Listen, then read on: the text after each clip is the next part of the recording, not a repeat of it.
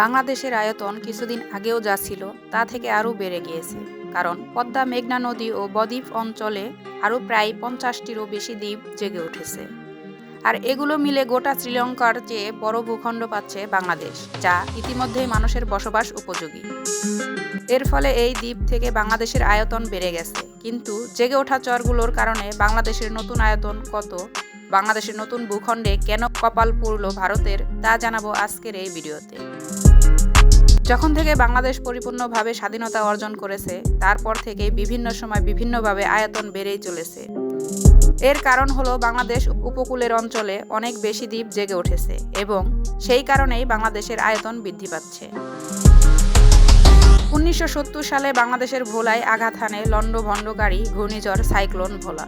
এই 70-এর সাইক্লোনে বঙ্গোপসাগরে জেগে ওঠে একটি দ্বীপ, নিউমুর বা তালপট্টি। আর এই দ্বীপ থেকে শুরু হয় ভারত বাংলাদেশের বিবাদ।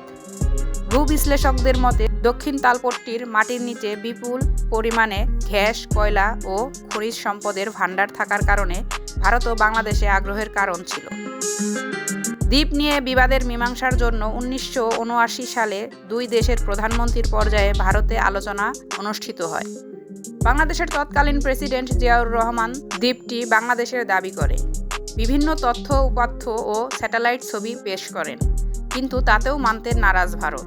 এরপর ভারতের যুদ্ধজাহাজ পাঠায় এবং সেখানে বিএসএফ সীমান্তরক্ষী বাহিনী চৌকিও স্থাপন করে। এরপর বসে থাকেনি বাংলাদেশ, কোস্ট গার্ডের দুটি গানবোট প্রেরণ করে এবং 25,000 বর্গ কিলোমিটার এই দ্বীপটিতে উড়িয়ে দেয় লাল সবুজের পতাকা। এরপর 2016 সালে জুলাই মাসে আন্তর্জাতিক আদালতের রায়ে এই দ্বীপটি ছিনিয়ে নেয় ভারত, কিন্তু বৈশ্বিক উষ্ণায়নের ফলে দ্বীপের অস্তিত্বই আর রইল না, হারিয়ে যায় গভীর সমুদ্রে। আর তাতে ভারতের কপাল পুড়লেও বাংলাদেশকে দুহাত ভরে দিচ্ছে সৃষ্টিকর্তা। একটি চর ভারত নিয়ে গেলেও ডাল চর, মৌলভীবাজার চর, তারোয়া দ্বীপ, চর কুকরিমুকরি, বল্লার চর, চর উসমান কামাল চর এবং গানগুড়িয়ার চরের মতো শত শত নদীর চর জেগে উঠেছে বাংলাদেশে। ভূমি মন্ত্রণালয়ের তথ্য অনুসারে প্রতি বছর বাংলাদেশের 32 কিলোমিটার ভূমি নদী ভাঙ্গন ও সমুদ্রে হারিয়ে যায়। অন্যদিকে ব্রহ্মপুত্র, মেঘনা ও পদ্মা নদী দিয়ে 100 কোটি টন পলি বঙ্গোপসাগরে পড়ছে। আর এই পলি মাটিতে জেগে উঠেছে 52 বর্গ কিলোমিটার আয়তনের নতুন চর। ভাঙা করার এই খেলায় প্রতি বছরই প্রায় 20 বর্গ কিলোমিটার আয়তন বাড়ছে বাংলাদেশের মূল ভূখণ্ডের। আর এভাবেই বাড়তে থাকলে দ্বীপ রাষ্ট্র শ্রীলঙ্কার চেয়েও বড় ভূখণ্ড পাবে বাংলাদেশ। শ্রীলঙ্কার দেশটির মোট আয়তন 65,610 কিলোমিটার। ইতিমধ্যেই বঙ্গোপসাগরের নীল জলরাশিতেই 52 বর্গ কিলোমিটার আয়তনের নতুন ভূখণ্ড পেয়েছে বাংলাদেশ। বাংলাদেশের আয়তন হল 1,47,570 বর্গ কিলোমিটার। তবে বাংলাদেশের আয়তন অনেক বেশি বৃদ্ধি হওয়ার কারণে কিছু পরিমাণ জায়গা বৃদ্ধি পাবে। সেটি হলো বাংলাদেশের ছিটমহল সহ 1,47,610 বর্গ কিলোমিটার।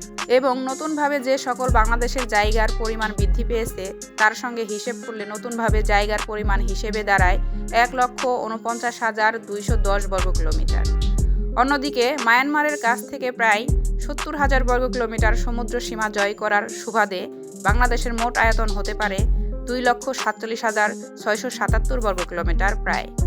তবে আমরা যতই বাংলাদেশের আয়তন নিয়ে গবেষণা করি না কেন আর যতই বাংলাদেশের আয়তন বৃদ্ধি পাক, তারপরেও সকল ক্ষেত্রে বাংলাদেশের সরকারি নিয়ম অনুসারে বাংলাদেশের আয়তন হল 1,47,570 বর্গ কিলোমিটার। প্রিয় দর্শক, আজ এ পর্যন্তই। আল্লাহ হাফেজ।